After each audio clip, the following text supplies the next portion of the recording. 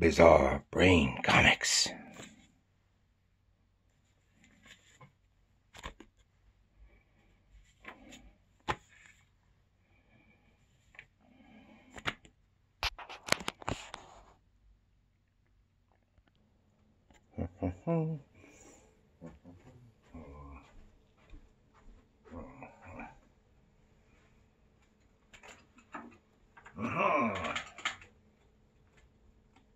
Hello, Gary here for Bizarre Brain Comics.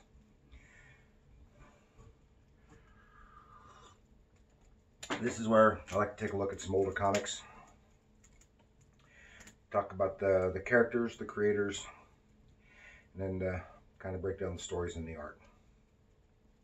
This time,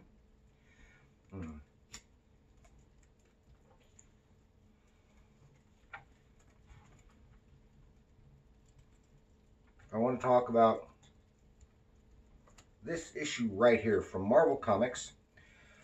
This is Amazing Adventures number 18 from 1973. This begins their tale of the War of the Worlds. But of course, it's not really the War of the Worlds as we know it.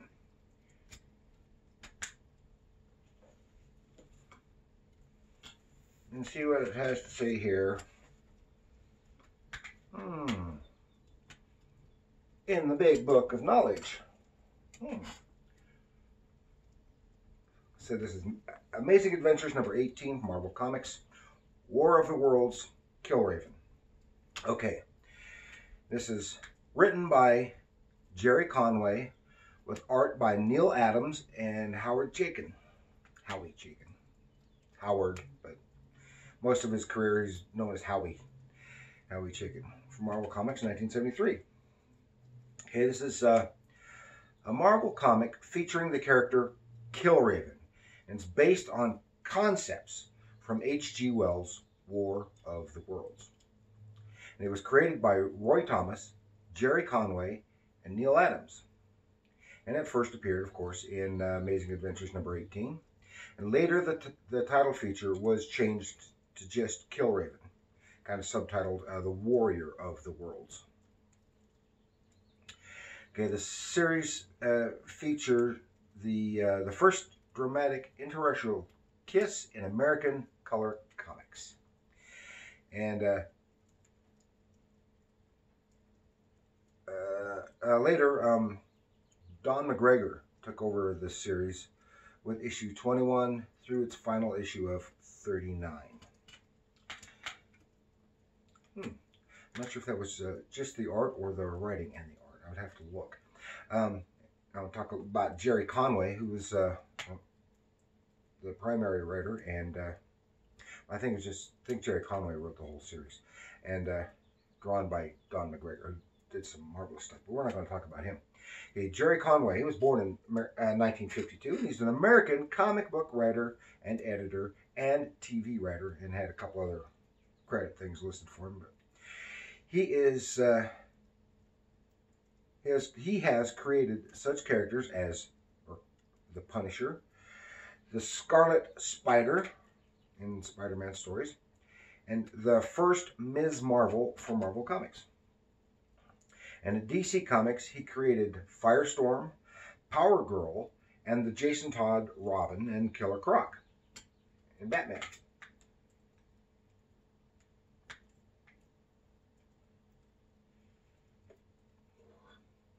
And he wrote the Justice League of America title for 8 years. And he started his career in 1969 writing a story for DC's House of Secrets, and continued selling to anthology titles such as Chamber of Darkness and Tower of Shadows and All-Star Western. But his first story for a continuing character was on the Phantom Stranger title. That's way back in the early 70s. And that's what I've got. That just doesn't even begin to touch all that he has done. I know for quite some time he wrote Conan the Barbarian for, I believe it was in Savage Sword. Did good, had some good stuff in that. I know. He's an overall a good writer. I enjoy his stuff.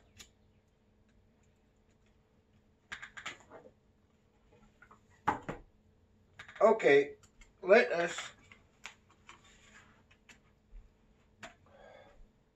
take a look at an alternate history of Earth with the War of the Worlds.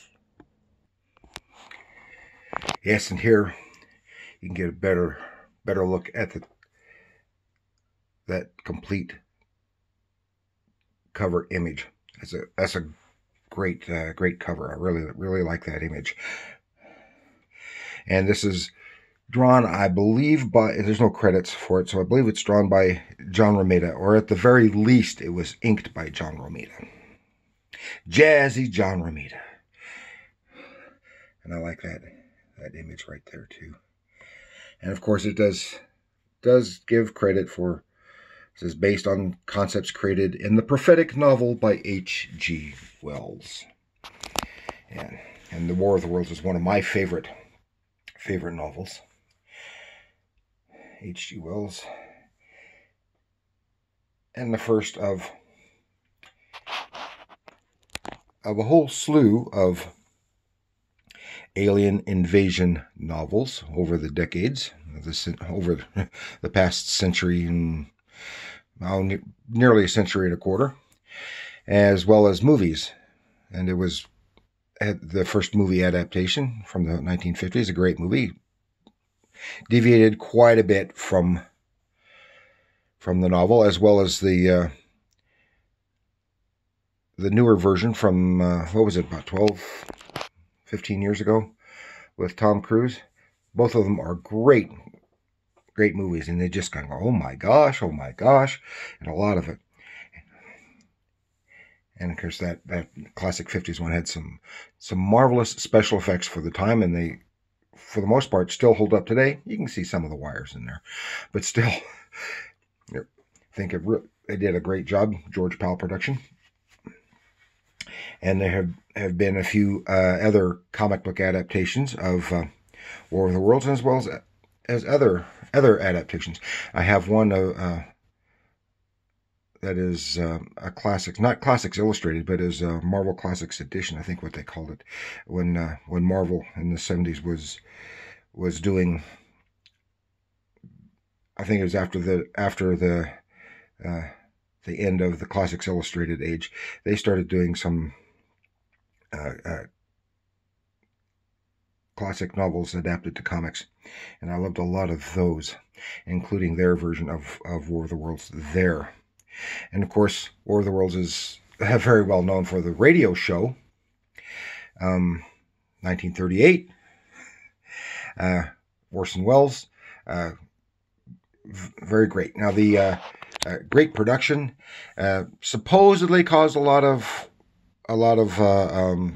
problems, and that's all blown out of proportion. There were a few people who thought it was real and called in and complained and stuff like that. However, some of the other productions since then, from around the world in the decades since, did other versions based on that in various languages, and some did cause some problems, including wound up, from what I understand, resulted in even the death of one of the radio show producers in I can't remember what South American country, when the people thought it was real, and then they found out afterwards they considered it a hoax, and they barged in and protested and ransacked and vandalized, and I think wound up not intentionally but unintentionally killing one of the producers in a South American country, if my information is correct, and I'm drawing on my faulty memory also from something I read or a documentary. I think it was a documentary about these. Of course, with the classic American War of the Worlds radio show, people were not running around committing suicide and all this other stuff, because, well, they did give plenty of forewarning, and they had commercial breaks during the production of the show. Now, if you missed the first couple of minutes, you could see how people might think it was the very beginning was real. And I guess a lot of people did, because I guess it was on the same time as a Jack Benny show, I think it was. Had an opera singer and as a guest, and he was singing, and a lot of people turned that off and moved over to another channel and come in right in the middle of the early production of War of the Worlds. But if you ever listen to that, within a few minutes, you can clearly tell that it's not real. And of course, this had a respectable run, and later artist Craig Russell took over later on in this run, and then also did years later did a marvelous Killraven graphic novel. And here's the second issue. Some of these are pretty rough. I bought them. This is the original copy. And here's the original copy I bought when it was first came out. I had mislaid it, but since then have found it, and I got and I had most of, if not all of these books before, and found some like in dollar bins or something, and these were all pretty rough condition, had water damage and the like this one, and because that's issue 2, and then here is issue 3, and then here you can see more towards the end, and it was Killraven, and his battle togs changed during this time. In some ways, I like this earlier one better. At least his boots. I like these boots better than these boots. Okay, let's get into this. And I'll try to go through this relatively quickly. Like I said, that great John Romita cover. And very eye-catching and very dramatic splash page. Very first prologue, 2018 AD. So it's in our past now, but it was still far in the future when this will occur. And this is drawn by Neal Adams. I think it's the first 11 pages were drawn by Neal Adams, and some very great dramatic and dynamic imagery. And of course, even the composition here in this place, you can see, of course, got that. The sword draws your eyes right down in here, and then you can see Killraven making a swipe like that, which draws your eye right past our main character into this figure, which, of course, with this big old arm kind of framing this image, and it draws you right down here through this man's body, where you have all of the text caption boxes. It's a nice work of image composition, and Neal Adams always did a lot of good page layout, and he was, of course, great for panel-to-panel storytelling and continuity. For further shot, there's more of this fighting. You don't know anything about this guy or who he's fighting. He's trying to get into they're regarding this chamber. He's trying to get in to this place. He's after it. I'm coming, Keeper, and this time you're going to have to face me alone. So we know he's trying to get into the Keeper, and this tells you it's, what is it, Grand Central Station, I think. I'm not sure if it says or not. And of course, this is in the future, a devastated future, and you can tell by some of the old ads that are still up, and all these mutants attacking him. And he's got this sling which takes out one. Creepy people. And then he takes out the second one by hand. All the determination on his face, and he takes out a ray gun of some kind and uses it on the door. Why didn't he lead with that? Well, it's because it only had so much charge, we find out, and he used all of its charge to get in. You know, he's being zapped at. He takes a piece of debris and throws it right at He's an old man. What? And impales the old man. Well, Killraven has done his duty, done his job, and sought revenge for, we'll find out. And here, well, he's not dead, but he's thanking him. It turns out he's been controlled by the Martians. Yes, the Keeper has been controlled under the sway of the invading Martians. And now he begins to tell the story. That's a great image right there, where you can tell it. The old man is telling the story, and then it goes right into the image of what he's saying. Even has the puffy, cloudy part of the panel border right around it, and then we see and this goes into the original War of the Worlds from 1899 appearance of the projectiles from Mars, the tripods, and a great version of the Martian tripods. Great interpretation as described. And then here we see, boom! Yes, very, very dramatic image of these Martian tripods as they were attacking the world. And of course, in this case, is from an image from H.G. Wells' story. And how they, just briefly mentioning how, and they had people on the run, and the one person who was telling the story in the novel, and saw that the Martians died from the microbes that they had no resistance to. But then he goes on. Then nearly a century later, they came back, and now they were prepared, even against. And this is a little bit more like the from the movie, a little closer to the movie. And they tried nuclear weapons, and they were of no avail. And then they spread a disease. This is probably from the deadly gas, is what it was. Biological warfare.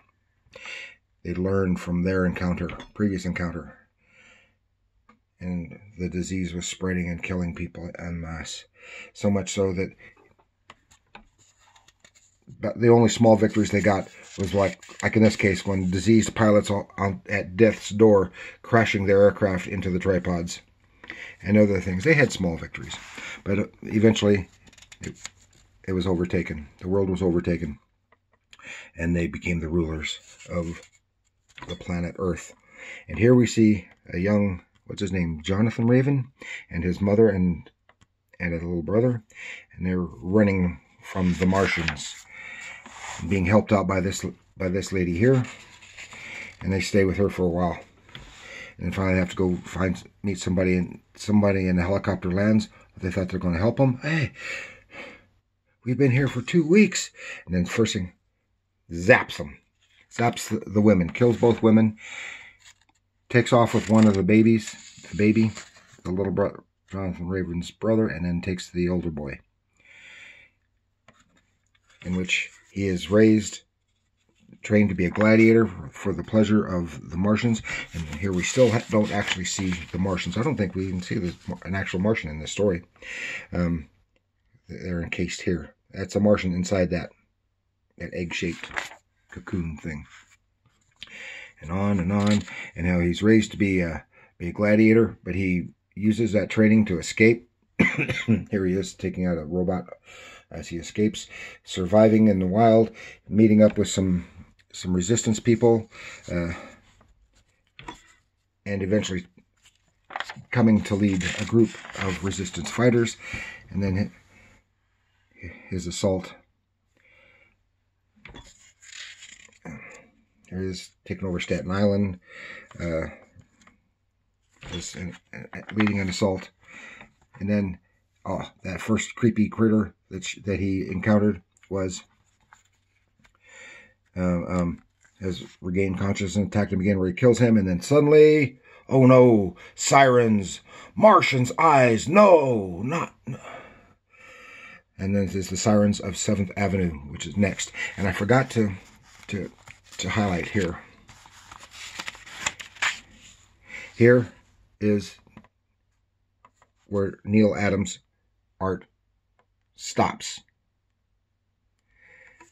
This is where Howie Chaykin's art begins, right in the middle of the flashback. And it looks like at this time, this is early, very early in Howie Chaykin's career, and his style has matured and grown far away from this. And we'll have to talk about Howie Chaykin some other time. It looks a lot like he was influenced by Neal Adams himself. I wouldn't doubt that in the least. There's a strong kind of resemblance here. This looks more like a little bit more of the later Howard Chaykin stuff. And of course, over the years later, he did some DC Iron Wolf and Falford and the Grey Mouser, Heroic Fantasy, Sword and Sorcery story. And I love those too. I like Howard Chaykin's work. And of course, he's best known for American Flag stuff. He was a consultant on the original Flash TV series back in the early 90s. And so he's done some admirable work and did a lot of writing for television. And of course, Chaykin then had a lot of influence on the interpretation of comic book characters on TV, because he was one of the first writers of comics to write for television, live action television, comic book characters. So he knew how to write for that material, and that eventually brought in a lot of the others over the years. So that the writing for this comic book material and live action television has really, really improved, because you get people who know how to deal with the material instead of someone who doesn't know and doesn't care writing that stuff. So, and the artwork is magnificent on both counts. Great storytelling, great visual, some great page layout. I showed you the composition on that one, for example. I really like this cover too. These two covers really go together. This cover I think has the most impact. I really like them, but this is a big second. And then the splash panel, how he sees the sirens of 7th Avenue, and starting in on that story. And then this is the next one. Of course, this is drawn by Herb Trimp. It's a little different, a bit more clunky. Not to say anything bad about Herb Trimp, but he's used to drawing for the Hulk and that like. And here we have Craig Russell in his early days, and his style became much more kind of fluid, kind of lovely, and overall became a more lovely style, less bulky and brawny, I guess. It's less brawny and more lovely over the years. Because his later stuff is really beautiful. Okay, and that's all I've got. I've run over time longer than I had intended. This is a nice introduction to War of the Worlds Killraven. And if you like this, pick it up if you get a chance. Read it. And then if you've never read the original H.G. Wells' War of the Worlds, I really encourage you to do so. It is a wonderful read, a good story on itself, but it is also a satire especially on imperialistic culture in the 19th century. And if you've never heard that before, that's what it is. Talking specifically about British imperialism, going into the many colonizing places in the world of lower technology and really wreaking havoc. And okay, that's about all I've got for that. Thank you for joining me. I hope you enjoy this. Please like, share, subscribe, leave a comment if you would. I appreciate them all, and thank you very much. And remember, comics are art, and they can even be literature too.